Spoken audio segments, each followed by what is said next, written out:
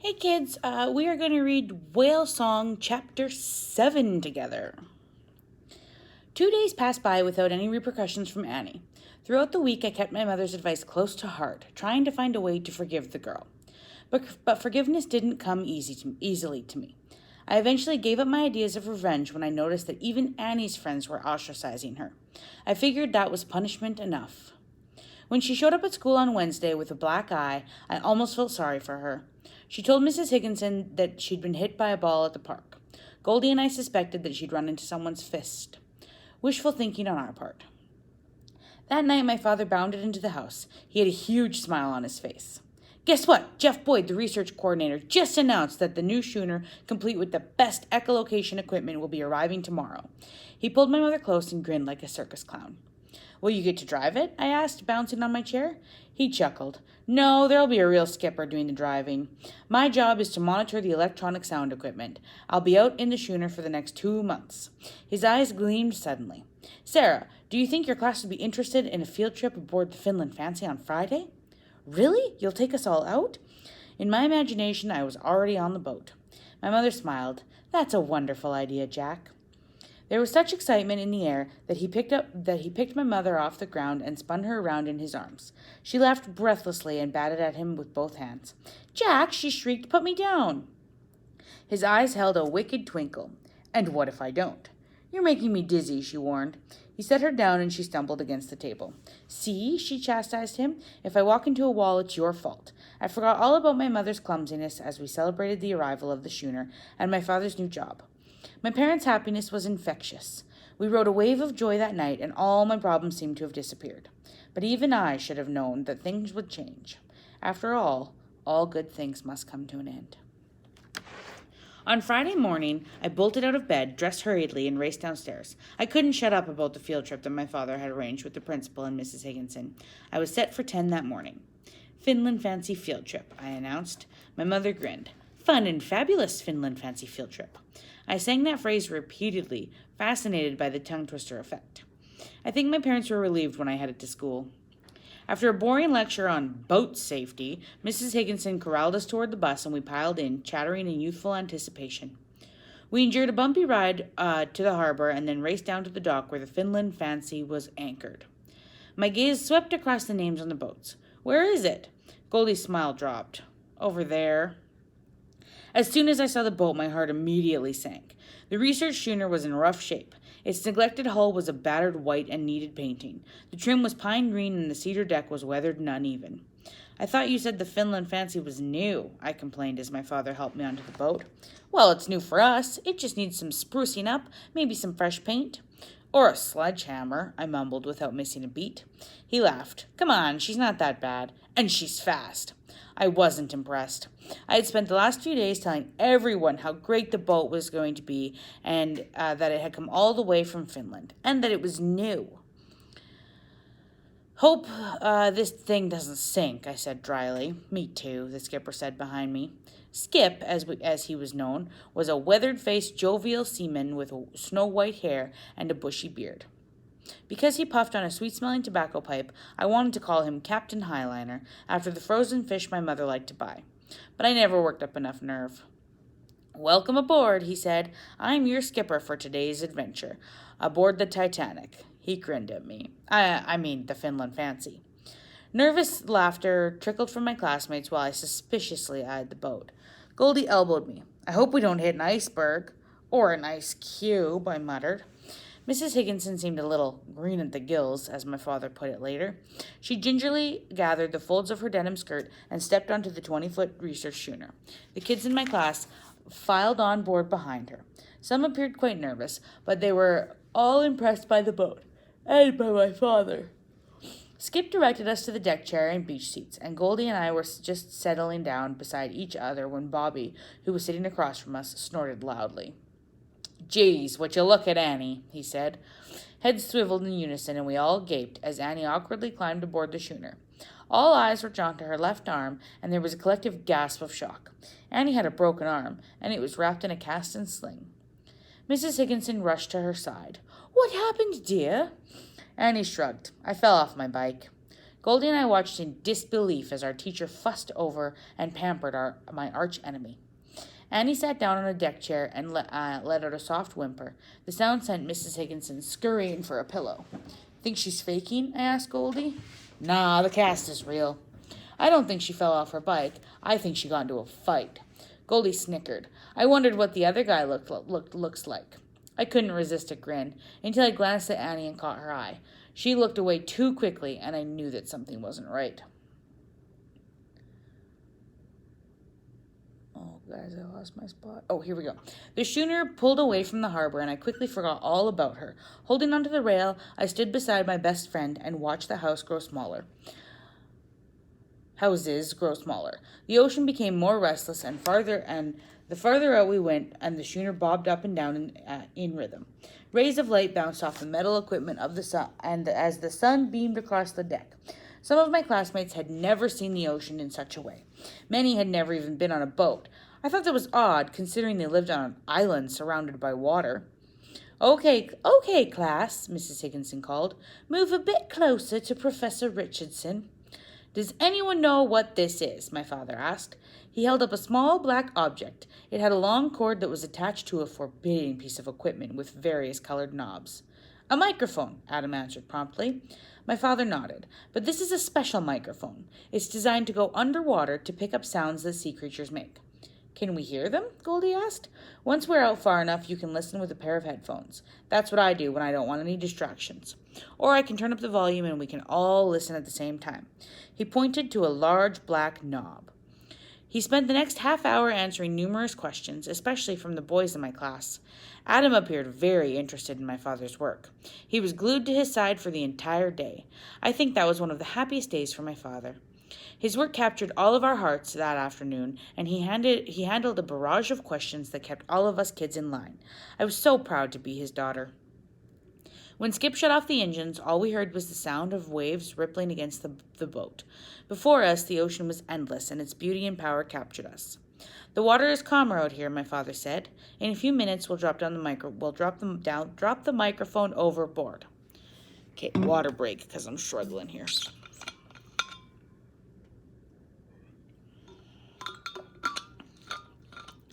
What sounds can you hear with it? Mrs. Higginson asked, propping up her sunglasses with a chubby finger. You can hear almost any sea creature with this, especially ones that use echolocation, such as whales, dolphins, seals, sea lions, and many species of fish.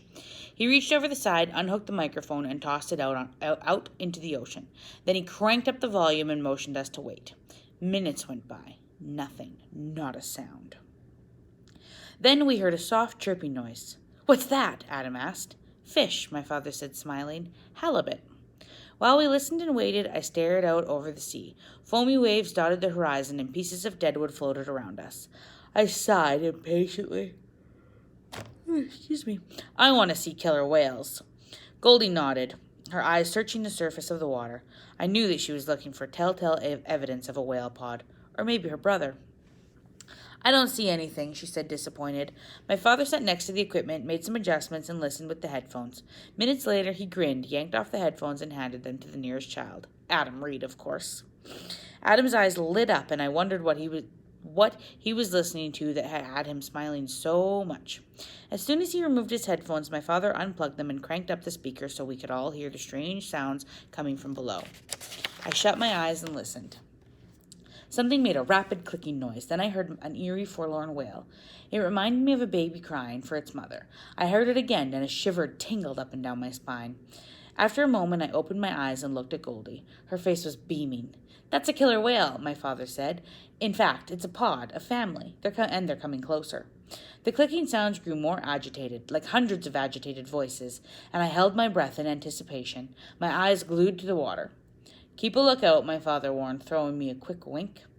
All of a sudden, about 20 yards out, a spray of water shot into the air. Before my father could explain that a whale was spouting, a killer whale broke the surface. Its body was huge and sleek. It was the most splendid sight I'd ever seen. It's beautiful, I murmured. The whale dove underwater and disappeared. A few seconds later, 3 whales emerged, and they headed straight for our boat. Oh no, Mrs. Higginson moaned. They're going to hit us. No, they're not, my father said, patting her arm. They'll dive under. They're much farther away than they appear. Some of the kids, including Goldie, nervously waited for the boat to sink, but I had faith in my father. Don't worry, I told my teacher, if my dad says they'll dive under, then that's just what they'll do. No sooner were the words out of my mouth, the whales sunk below the surface and reappeared a great distance behind us. We ate lunch on the Finland Fancy, surrounded by a mystifying symphony of sea creatures. The schooner bobbed amongst pods of whales, a couple of dolphins, and a curious sea lion. In the afternoon, we took out our binders and noted things of interest until Mrs. Higginson announced a surprise quiz. It was conducted by my father, who ignored our rolling eyes and proceeded to drill us on everything he'd taught us that day. For the last hour, Goldie slipped the headphones over her ears. She seemed just as captivated as I was by the immense beauty of the whales. A couple of times I saw her nodding, as if in agreement to something she'd heard. Once I noticed her lips moving and a radiant smile spread across her face. It was as if she had heard her brother's voice. "Okay, kids," my father said. "It's time to call it a day." Amidst groans of disappointment, he turned off the sound equipment and raised the microphone. Then the Finland Fancy chugged back toward the harbor. Once we were docked, my father pulled me aside. "Did you have a good time?" "It was great," I said, grinning. "It's too bad Mum couldn't have come out with us." "Maybe next time. She had a painting to finish for the gallery by Monday." He kissed my cheek. "I'll meet you at home and we'll see how she's doing with it." During the bus ride back to school, Goldie and I compared notes during the day. Her eyes drifted shut as I settled into my seat and closed my eyes too. I thought she was dozing until I heard her snickering under her breath. I eyed her suspiciously. "What?" "Adam likes you, Sarah." My face felt like it was on fire. "What do you mean?" "He told Bobby Livingston he thinks you're cute. Bobby's sister Mary told Melanie, and she told me." I slunk low in my seat. "Nah, I don't think anyone else knows," she said, reading my mind. We turned and spied on Adam over the back of the seat. He was busy talking to Bobby, so he didn't notice us. I let out a dreamy sigh. He is cute. Suddenly, Adam turned his charismatic smile on me. I froze, then I dropped down into my seat. Goldie leaned close. What are you thinking? What are you thinking? I don't know. It was just the smallest of white lies. I gazed out the window, thinking that Adam was God's gift to young girls, and I couldn't imagine why he would like me, but I was glad that he did. In a dazed, euphoric I practically skipped into my house and headed upstairs. "Mom?" my voice echoed in the silence. "Mom, are you up here?" I checked her studio and my mother wasn't there. Her painting sat unfinished and abandoned on the easel. I walked down the hall and knocked on her bedroom door. No answer. I opened it anyway, expecting the room to be empty. But it wasn't. My mother was curled up in her bed, fast asleep. She didn't even stir when I approached her bedside. "Mom?" I whispered. She blinked. "Oh, you're home. Are you all right, Mom?" "I'm fine, Sarah. Just tired." Her voice was weary and her face seemed a bit pale as she brushed a hand across her forehead. That worried me. My mother was always full of energy. "I'll let you get back to your sleep," I murmured. "No, come and sit down," she said, patting the bed. "How was the field trip?" "It was..." Aaron Heisey, line 101, please. Aaron, line 101. The issues of recording at school, hey? It was great," I grinned. "Dad was great. We saw killer whales and seals, and you should have heard the sounds they made." My mother yawned. "It sounds like you had a great time." I looked down at her paint-splattered hands. "How come you didn't finish your painting?" An odd look shadowed her face. "I'll finish it tomorrow. I just couldn't seem to stay awake today. Must be the ocean air." She pushed off the covers. "Hey, let's make supper." "Okay. Can we have a barbecue?" "That's a great idea." She stood up hastily and rubbed her legs. When she caught my worried look, she grinned. "That'll teach me for staying in bed all day. Now, don't tell your father I was sleeping or I'll never hear the end of it." "Sure," I said uneasily. We ate grilled salmon steaks and potato salad outside on the deck. My father talked non-stop about the field trip and about how impressed he was at some of the kids' questions during our field trip. "That one boy," he mused. "What was his name? Alan?" "Adam," I corrected as the heat rose in my cheeks. "Yes, that's it, Adam. He seemed to be very interested in my work. Asked a lot of questions." I crawled into bed, thinking of a tall, brown-haired boy with golden eyes. Did Adam really like me? I knew I liked him. That night, I dreamt of a pod of killer whales with golden eyes. They swam in the ocean depths, chattering to each other about their journey. How I longed to swim with them. Over the weekend, I plodded through school projects and a heap of homework. The following Monday, I caught myself spying on Adam to see if he was even looking at me. By the end of the day, I was sure that someone had lied. He didn't seem to notice me from a hole in the ground. I slumped into a depression. An Indian summer blew in and warmed the sand and water. Each day after school, I walked along our little beach area and met up with Goldie. We swam out to the raft, and my eyes were drawn toward Fallen Island. It almost seemed to call me, and I was tempted to swim out to it, until I remembered Goldie's brother, and my promise to my father. In late September, we took a family excursion on board the Finland Fancy. It was my mother's first time on a boat. Well, unless you counted the one-man pedal boat we used on our pond back in Wyoming. As my mother crossed the deck and moved toward me, she grabbed the rail for support. "Can't you hold this thing still?" My father laughed. "You need to get your sea legs, Danny." He ruffled her hair and helped her to her seat. I settled into a chair next to her, and we giggled like schoolgirls while Skip navigated the schooner out of the harbor and headed for the open sea. "It's so peaceful out here," my mother said. I nodded and gazed at the quiet ripples that caressed the ocean's surface. "The calm before the storm," I murmured. I had no idea how prophetic my words would be. Once we reached our destination, Skip cut the engines, and my father dropped the microphone into the water. When he adjusted the volume, I heard a faint but familiar clicking sound. "Hear that?" I said to my mother. "It's a killer whale." Her face lit up radiantly. "I hear it." We listened in awe to the soulful wailing, the agitated clicking. They overlapped in a beautiful, haunting medley. I squinted at my father. "A pod?" "A large one, too," he said with a nod. An unexpected bitter breeze gusted across the ocean, and my mother and I huddled close together with a wool blanket thrown over our shoulders. After a few minutes, my father joined us, and we searched for signs of the pod, but the surface remained undisturbed. Then the sound equipment went quiet. 20 minutes passed by. I sighed with frustration. "I don't see anything." All of a sudden, a moaning wail pierced the air. "It's awfully loud," my mother said. I smiled. "That means they're getting... Look!" I jumped up, pulled her toward the rail, and pointed to a pod that was surfacing about 30 feet away. There must have been at least 8 killer whales. The magnificent mammals undulated in the water and headed closer to the Finland Fancy.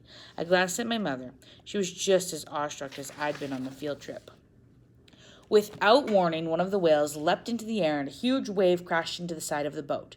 My mother was knocked off balance and sent flying into a deck chair. My father rushed to her side. "Danny, are you okay?" "I'm fine, Jack," she said ruefully. "I think I'll sit down." She stifled a yawn and settled back into her chair. As I watched the whales approach, the sight of their powerful bodies gliding through the water hypnotized me. They were very curious about us and swam in lazy circles alongside the boat. Sometimes they seemed almost close enough to touch. "Sarah, don't lean over so far," my father warned. I ignored him, gripping the rail, and stood on my toes. Then I recklessly leaned over and stretched one hand down toward the water. When a young killer whale suddenly surfaced next to the boat, I snatched my hand back, and my father laughed. "She's looking at you." The whale eyed me, then dove underwater. "She's a calf," my father explained. "A baby. We've been tracking her for the past few weeks. She isn't shy, that one. We've even seen her close to one of the villages." His comment reminded me of something. I turned around. "Mom, did you know that Nuka Indians have a legend about killer whales?" My mother shook her head. "They believe that killer whales would knock over boats," I said, "and bring the drowned people down to their village under the sea. Then the men would turn into whales and live in the village of the whales." "Neat, huh?" "That is neat. Long as they don't take us there," my father teased. "It doesn't sound that bad," my mother said, shifting in her chair. "Just imagine, swimming under the sea without any worries." I snorted. "Yeah, no worries till the sharks come." "Actually, a killer whale can scare off a shark," my father said. I looked at him, surprised. "How?" "Whales will ram into a shark if they feel threatened," he said, butting me with his head. That sent us all into hysterics. For the rest of the afternoon, he gnashed his teeth at us and pretended to ram us whenever there was a long silence. From deep in his throat, he made scary noises and grew louder and louder and faster whenever he approached me. Da-dum, da-dum, da-dum, da-dum, da-dum. It was a good thing I hadn't seen the movie Jaws back then, or I would have been petrified of the ocean. That night, after we left the harbor, we bought burgers and fries at Myrtle's and took them home to eat. While my father and I wolfed ours down, my mother picked at hers. "Aren't you hungry?" my father asked. My mother shook her head. "I'm tired, Jack. I think I'll go to bed early." I watched her, thinking her behavior seemed odd. My mother was a night owl, often painting until the wee hours of the morning. She rarely went to bed before midnight. "Good night, Mom," I said. Halfway up the stairs, she lurched to a stop. My father pursed his lips. "Danny, are you okay?" She turned slightly, her face an insipid gray. Her mouth moved, but I didn't hear a sound, except the clatter of my fork as it hit my plate. "Danny?" My father's voice trembled with fear. I swear that from that moment on, everything moved in slow motion. My father pushed himself away from the table just as my mother tumbled down the stairs and landed with a thud on the rug below. "Oh, God," he moaned, calling her name repeatedly. He reached her side, knelt by her body, and felt for a pulse. In a flash, he scooped her up into his arms and strode to the door. "Sarah," he yelled over his shoulder, "get in the car." "Sarah," he yelled, I followed him outside and stood motionless while he draped my mother across the back seat. When he slammed the door, I climbed in front, terrified by his intense expression. He jumped in beside me, revved the engine, and the car squealed out of the driveway. "Daddy, what's wrong with her?" I asked tearfully. His face went rigid and the muscle in his jaw clenched. "I'm not sure, honey bunny. We'll take her to the hospital where the doctor can examine her." His eyes darted behind him. "Danny, can you hear me?" There was no response. I hugged the headrest and gazed at the limp body of my mother in the back seat. "Is she breathing?"